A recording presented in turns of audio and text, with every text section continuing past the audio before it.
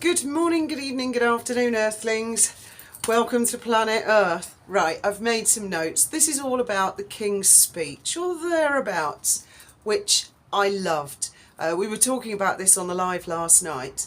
I absolutely loved it. I actually slept through the actual thing at 4 o'clock our time, but I watched it later. And I've got to say, Charles, I think I love him more and more all the time I see him. I don't know why, he's really growing on me. So his speech, now, because I slept through the original version, Graham watched it and videoed it, and I said to him, was there anything in it? And he went, no, not really. And then I watched it. I said, oh, well, if there's nothing in it, I won't watch it. And then I thought, no, I will watch it. I'm going to see. And it just goes to show how different people have different perspectives. I burst out laughing. Now, I don't know if Charles did this intentionally or not. Probably not, actually, because, you know, he's a Christian man. But I can see people in Montecito, people who can find perceived slights where there are none. I can see them seeing and hearing the same thing I heard, which made me laugh, was when he started off by saying, this time of year is about getting together, families at Christmas, sitting down around a table, which I don't think it was intentional, but I'm sure the Montecito duo will see that as a perceived slight. Like, well, we would have come if we'd been invaded, but we weren't invaded, and why do you think they weren't invited? And then I listened to the rest, and there was another part that I literally burst out laughing, where he said, do unto others as you would have done to yourself. And I thought, well, yes. And I can see the Montecito duo. I don't know, maybe that one would have gone over their heads because they don't think they've done anything to anybody. It's everybody else who's done something to them. And the other thing that I noticed is that all the cousins on the walk to church, the cousins were there. Zara and Mike Tyndall's children with Catherine and William's children, and other royal youngsters, and Sophie and Edward's youngsters, and they're all together and they're holding hands and they're helping each other with flowers and they're all interacting with the crowd. And I don't know if that was intentional. I suspect probably yes, to make the point that Archie and Lily are missing out horribly because of the parents' decision, which I find extraordinary, really extraordinary. That, you know, I mean, our two are not only best friends with Graham's two much older children from his first marriage, they are best friends with their cousins on Graham's side and their cousins on my side. All the cousins, in fact, Faith and Ben's cousins on Graham's side get on with the cousins they've met on my side. You know, kids have no barriers. Kids don't see things like adults. They mix. They're so accepting.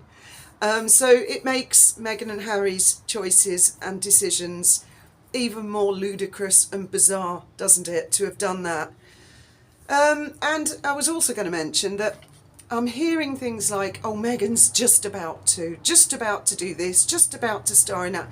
Well, I will remind everybody, a couple of months ago, that she was on the cusp was the term, of getting a deal with Dior. And that cusp went on for about 4 weeks, didn't it? It was the longest cusp in history. Not a cusp at all. And then, as it turns out, didn't sign with them at all. And I don't think any of you guys bought into that one. Now, there is something that Meghan herself said recently, and I think it was that Variety thing where she had to be pushed off the red carpet because she was taking too long. They did interview her. I have watched the interview, and I'm pretty certain it was in this one, and this is really interesting, and I meant to mention it weeks ago, but I forgot, is that the interviewer said to her, what would you say to Archie and Lily if they wanted to go into show business? And Meghan's reply was, I'd say good luck with that. To me, it sounded like an admission herself, like, this is a tough business. It was after having said, oh yes, we've got so many exciting deals and this and that, and we're going to be launching all sorts of stuff I wish I could tell you. I'm sure it was that interview. In fact, I should have double checked before I did this video, but I'm certain she said that on that occasion. If it wasn't that one, it was one of the pretty recent ones. Yeah, good luck with that. Rather than saying something like, oh, it's a wonderful industry, you know, I've never looked back, and of course I'll do all I can to help them. Oh no, good luck with, I'd say good luck to them if they think that they can get in. It's a tough business. So that was very, very telling. This is only a short video today. I am off to watch the other half of Top Gun. It is actually quite good, and obviously one of Graham's favourites. We will be live again tonight at, I think it's 8 o'clock our time and 7 o'clock UK time. I think I've got that the right way round. And tonight I think the subject, in fact I'm pretty confident the subject matter is going to be about Prince George, the Duke of Kent, who was David and Bertie's brother, and he died in a plane crash. I think it was 1942. And someone in the comments said, can you look him up? He's fascinating. And so he is. He was very good looking, very charismatic, married the beautiful Princess Marina. And what I didn't know is that he was really good friends with Noel Coward. And he and Noel Coward used to dress up. This is in the days of the flapper dresses and, you know, doing the Lambeth Walk and all that. They used to dress up as women, right? With, you know, feathers and beads and pearls and everything, messing about, I suppose, on the streets of London, I don't know. Which I thought was really funny. But apparently they got arrested on suspicion of prostitution. The police officers back in the 30s must have got the shock of their life when they realised what they actually had were a couple of fellas dressed up as women. And, well, they must have looked a frightful sight, as a lot of dudes in those days did, always seemed to sort of get it wrong dressing up as a lady, that they came across as two prostitutes. So I thought that was quite amusing. But he was tragically killed. His life was cut short, along with a load of others on board this plane, which of course is a speciality of Graham's. So we're going to talk about him on the live tonight, and we would love it if you could join us. Don't worry if not, or hopefully a notification will pop up. In the meantime, what do you make of that? Were they subliminal messages from the king? Or was it just pure accident? Is that an accident of life?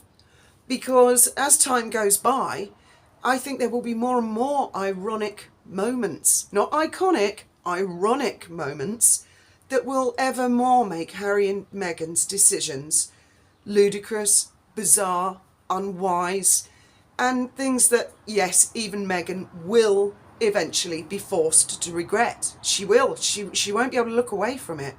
Because at the moment, yeah, I can see her thinking she's right and everybody else is wrong, including apparently this Ashley, latest PR assistant who's left, who I think was the one shoving her off the red carpet. I don't know. I don't know. Look forward to hearing all your thoughts and opinions in the comments. As always, thank you very much for listening.